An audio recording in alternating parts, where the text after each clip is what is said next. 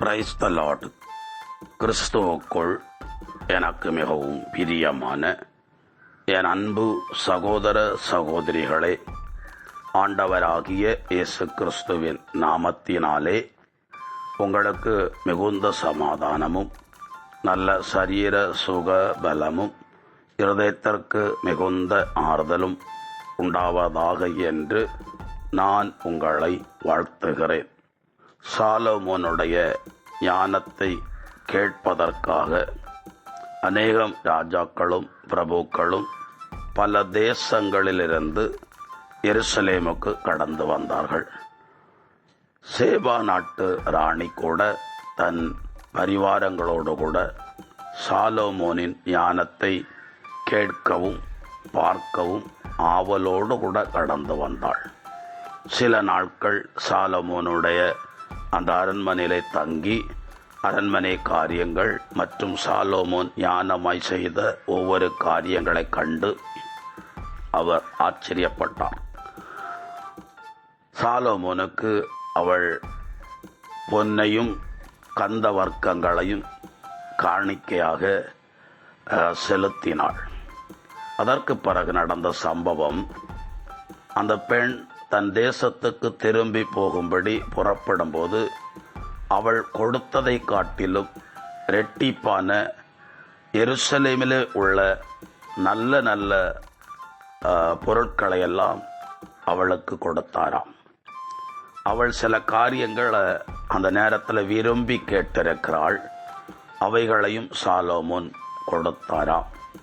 அவளோ சாலமோனை பார்த்துவிட்டு திரும்பி போகும்போது மிகுந்த ஒரு மனமகிழ்ச்சியோடும் திருப்தியோடும் கடந்து போனாள் என்று 2 குறிப்பேடு 9ஆம் அதிகாரம் 12வது இறைவார்த்தையில் எழுதப்பட்டிருக்கிறது.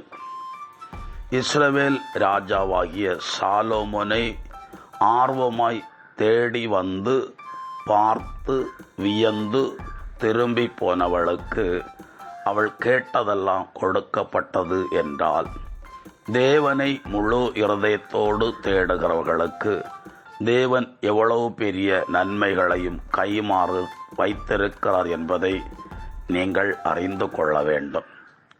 அந்நாள் ஆலயத்தில் இருந்து அழுது புலம்பி விண்ணப்பம் பண்ணி ஜெபித்தாள், தேவனை ஸ்தோத்தரித்தாள். வேதம் சொல்லுகிறது, ஏலி அவளை அனுப்பும்போது மன நிறைவோடு கூட நீ உன் இல்லத்துக்கு கடந்து செல், உன் உள்ளத்து விருப்பத்தை அவர் உனக்கு நிறைவேற்றி தருவார் என்று ஆசீர்வதித்து அனுப்பினார். பல வருடமா குழந்தை பாக்கியம் இல்லாத அந்த பெண் அந்த வார்த்தைக்கு பிறகு, அந்த ஜெபத்துக்கு பிறகு ஒரு அற்புதத்தை கண்டாள். அதுவும் சாதாரண அற்புதம் அல்ல.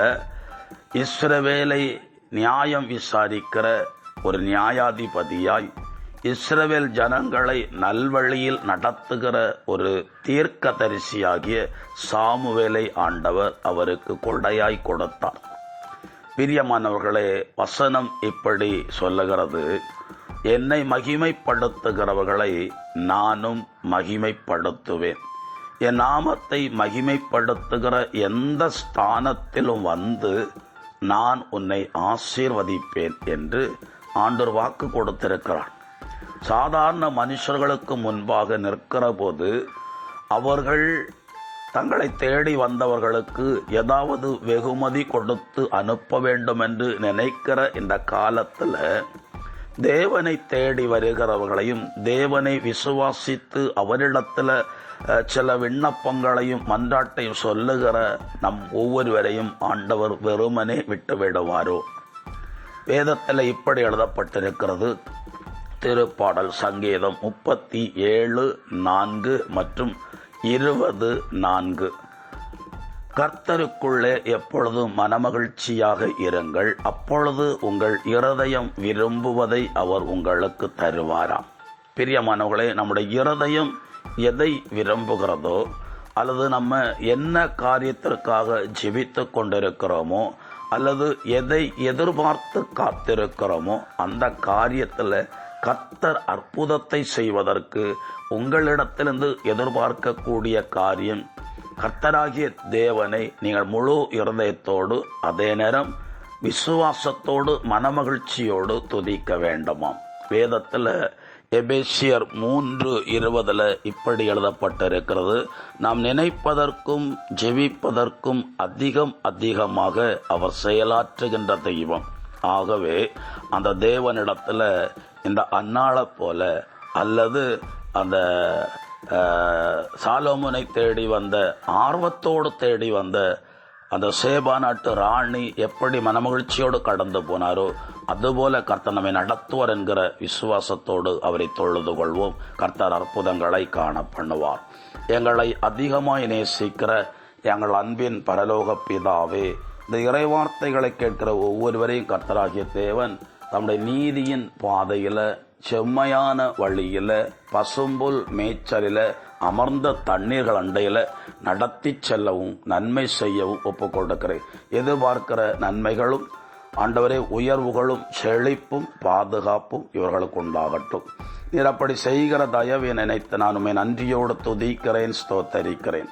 இயேசு கிறிஸ்துவின் பெயராலே ஒப்புக் கொடுத்து ஜெபிக்கிறேன். ஜெபங்கேளும் ஜீவனுள்ள நல்ல பிதாவே, ஆமேன். God bless you. சமாதானம்.